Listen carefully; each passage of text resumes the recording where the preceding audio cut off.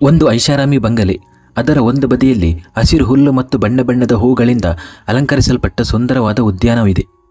ಇನ್ನೊಂದು ಬದಿಯಲ್ಲಿ ವಾಹನ ನಿಲುಗಡೆಗೆ ಸ್ಥಳವಿದ್ದು ಸಾಕಷ್ಟು ವಾಹನಗಳು ನಿಲ್ಲುತ್ತವೆ. ಬಾಗಿಲು ತೆರೆದ ಕೂಡಲೇ ದೊಡ್ಡದಾದ ಸಭಾಂಗಣ. ಮುಂದೆ ಹೋದ ಮೇಲೆ ಬಾಗಿಲಿನ ಮುಂಭಾಗದಲ್ಲಿಯೇ ಒಂದು ಸಣ್ಣದೊಂದು ದೇವರ ಕೋಣೆ.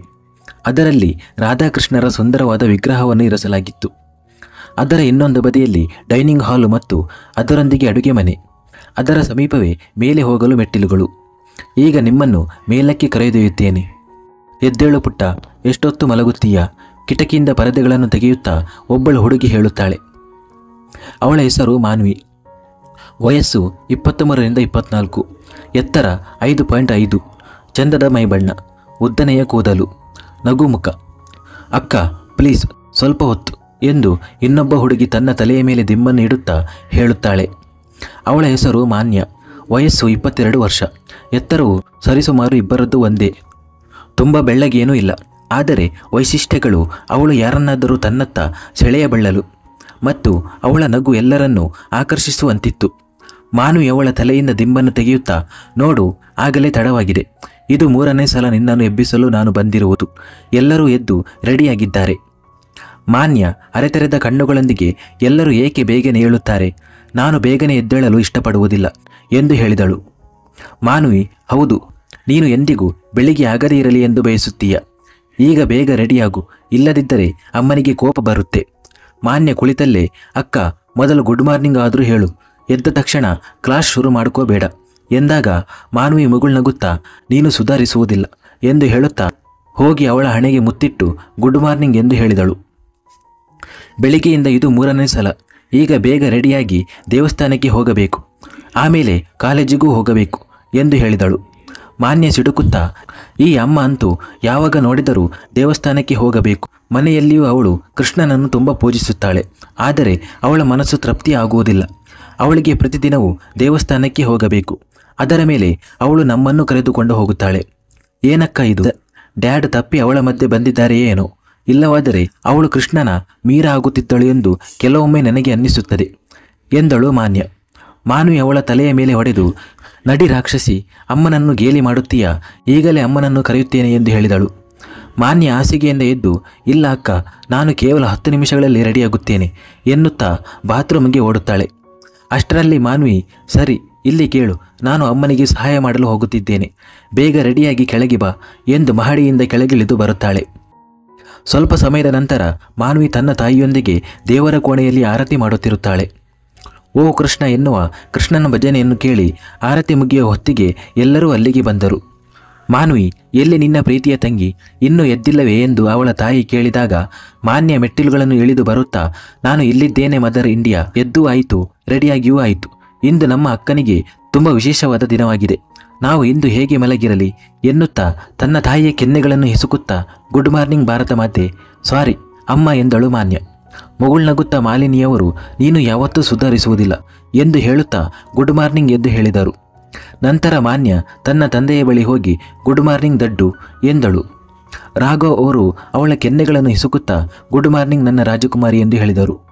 ಆದರೆ ಮಗಳೇ, ನಿನ್ನ ತಾಯಿಯ ಮಾತನ್ನು ಸ್ವಲ್ಪ ಕೇಳು ಎಂದು ಹೇಳಿದರು. ಮಾನ್ಯ ಪ್ರೀತಿಯನ್ನು ತೋರಿಸುತ್ತಾ, ಕೇಳುತ್ತೇನೆ ಅಲ್ವಾ ಅಮ್ಮ ಎಂದಳು. ಅವಳ ಮಾತಿಗೆ ಮಾಲಿನಿಯವರು, ನಿನ್ನಂಥ ಅವಿವೇಕಿ ಮಗಳು ಈ ಪ್ರಪಂಚದಲ್ಲಿ ಇಲ್ಲ ಎನ್ನುತ್ತಾ, ಸರಿ ಸರಿ ಮಾನ್ವಿ ಮಗಳೇ, ವೀರ್ಗೆ ಕರೆ ಮಾಡು, ಎಲ್ಲಿದ್ದಾನೆ ಎಂದು ಕೇಳು ಎಂದರು. ಅವಳ ಮಾತಿಗೆ ಮಾನ್ವಿ, ಆಯ್ತಮ್ಮ ಎಂದು ಫೋನ್ ಮಾಡುವಷ್ಟರಲ್ಲಿ ಡೋರ್ ಬೆಲ್ ಬಾರಿಸಿತು. ಕೆಲಸದವನು ಹೋಗಿ ಬಾಗಿಲು ತೆರೆಯುತ್ತಾನೆ. 22ರಿಂದ 23 ವರ್ಷದ ಹುಡುಗ ಬಾಗಿಲ ಬಳಿ ನಿಂತಿದ್ದನು. ಅವನ ಹೆಸರು ವೀರ್. ಹಸನ್ಮುಖ ಮತ್ತು ತುಂಟತನದ ಹುಡುಗ. ಅವನ ಜೊತೆ ಇನ್ನೊಬ್ಬ ಹುಡುಗನಿದ್ದ. ಅವನು ಸುಮಾರು 18ರಿಂದ 19 ವರ್ಷ ವಯಸ್ಸಿನವನು.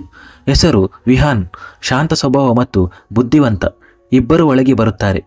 ವೀರ್ ಎಲ್ಲರ ಬಳಿಗೆ ಬಂದು ದೊಡ್ಡಪ್ಪ ದೊಡ್ಡಮ್ಮ ಎಂದು ಅವರಿಬ್ಬರು ಬಂದು ಇಬ್ಬರ ಪಾದಗಳನ್ನು ಮುಟ್ಟಿ ನಮಸ್ಕರಿಸುತ್ತಾರೆ.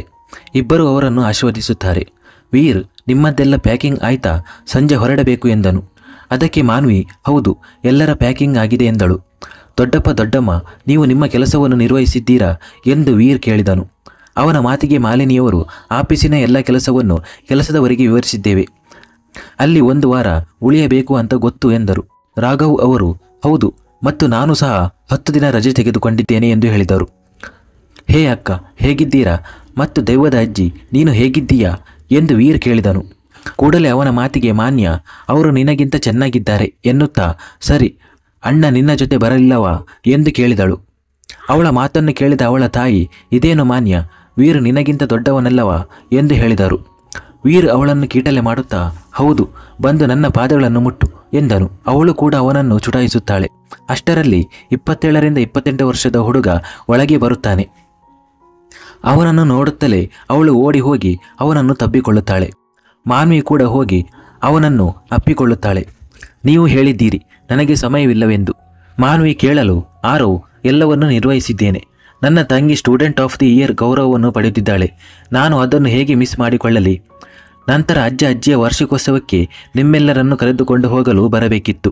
ನಾವೆಲ್ಲರೂ ಒಟ್ಟಿಗೆ ಇರಲು ಇದುವೇ ಏಕೈಕ ಸಮಯ ಎಂದು ಹೇಳಿದನು. ಅವನ ಮಾತಿಗೆ ಮಾನ್ವಿ ನಗುತ್ತಾಳೆ. ಇನ್ನು ಉಳಿದ ಮಾತನ್ನು ದಾರಿಯಲ್ಲಿ ಮಾತಾಡಿಕೊಳ್ಳೋಣ.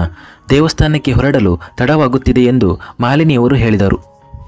ಈ ಕಥೆಯಲ್ಲಿ ಬರುವ ಪಾತ್ರಗಳು: ಮಾನ್ಯ ರಾಘವ್ ಮಾಲಿನಿಯವರ ಮಗಳು, ವಿಹಾನ್ ರಾಘವ್ ಮಾಲಿನಿಯವರ ಮಗ, ಮಾನ್ಯಕ್ಕಿಂತ ಚಿಕ್ಕವನು, ವೀರ್ ವಿಕ್ರಮ್ ಶ್ರುತಿಯವರ ಮಗ, ನವ್ಯ ವಿಕ್ರಮ್ ಶ್ರುತಿಯವರ ಮಗಳು, ಇಬ್ಬರು ಟ್ವಿನ್ಸ್ಗಳು, ಮಾನ್ವಿ ಅಮೃತ್ ನೈನಾ ಮಗಳು, ಅವನಿ ಆರವ್ ಪತ್ನಿ.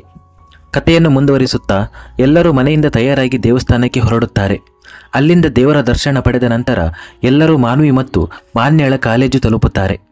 ಅಲ್ಲಿ ಮಾನ್ವಿಯ ಸಾಧನೆಗಳನ್ನು ನೋಡಿ ಆಕೆಗೆ ಸ್ಟೂಡೆಂಟ್ ಆಫ್ ದಿ ಇಯರ್ ಪ್ರಶಸ್ತಿ ಸಿಗುವುದರಲ್ಲಿತ್ತು. ಇಡೀ ಸಭಾಂಗಣ ತುಂಬಿತ್ತು. ಎಲ್ಲರಿಗೂ ಒಂದಲ್ಲ ಒಂದು ಬಹುಮಾನ ಸಿಗುತ್ತಿತ್ತು. ಕೊನೆಗೆ ಸ್ಟೂಡೆಂಟ್ ಆಫ್ ದಿ ಇಯರ್ ಹೆಸರನ್ನು ಘೋಷಿಸುವಾಗ ಎಲ್ಲರೂ ಒಂದೇ ಹೆಸರನ್ನು ಅನುಕರಣಿಸುತ್ತಿದ್ದರು, ಮಾನ್ವಿ ಮಾನ್ವಿ ಎಂದು. ನಂತರ ಈ ಟ್ರೋಫಿಯನ್ನು ಇಬ್ಬರಿಗೆ ನೀಡಲಾಗುತ್ತದೆ ಎಂಬ ಧ್ವನಿ ಕೇಳಿ ಬರುತ್ತದೆ. ಏಕೆಂದರೆ ಕೊನೆಯವರೆಗೂ ಯಾರು ಉತ್ತಮರು ಎಂದು ನಿರ್ಧರಿಸಲು ಸಾಧ್ಯವಾಗಲಿಲ್ಲ. ಮತ್ತು ಆ ಇಬ್ಬರು ಮಾನ್ವಿ ಸಕ್ಸೇನಾ ಮತ್ತು ಶ್ರೇಯಾನ್ಸ್ ಕಪೂರ್ ಎಂದು ಘೋಷಿಸಲಾಯಿತು. ಇದನ್ನು ಕೇಳಿದ ಮಾನ್ಯ ಖುಷಿಯಿಂದ ಚಪ್ಪಾಳೆ ತಟ್ಟಲು ಆರಂಭಿಸಿದಳು. ಎಲ್ಲರೂ ಒಗ್ಗಟ್ಟಾಗಿ ಅವಳಿಗಾಗಿ ಚಪ್ಪಾಳೆ ತಟ್ಟುತ್ತಾರೆ. ಮಾನ್ವಿ ತನ್ನ ಆಸನದಿಂದ ಎದ್ದು ರಾಘವ್ ಮತ್ತು ಮಾಲಿನಿಯವರ ಆಶೀರ್ವಾದವನ್ನು ಪಡೆದು ಮುಂದೆ ಸಾಗುತ್ತಾಳೆ. ಅವಳೊಂದಿಗೆ ಒಬ್ಬ ಹುಡುಗ ಕೂಡ ಮುಂದೆ ಸಾಗುತ್ತಾನೆ. ಚಂದದ ಮೈಬಣ್ಣ, ಆಕರ್ಷಕ ಮುಖ ಮತ್ತು ವ್ಯಕ್ತಿತ್ವ. ಹುಡುಗಿಯರೆಲ್ಲ ಅವನನ್ನೇ ನೋಡುತ್ತಿದ್ದರು. ಮೈಕ್ನಲ್ಲಿ ಏನಾದರೂ ಮಾತನಾಡಲು ಕೇಳಲಾಗುತ್ತದೆ. ಹುಡುಗ ಮಾನ್ವಿಗೆ ಮೊದಲು ಮಾತನಾಡಲು ಹೇಳುತ್ತಾನೆ.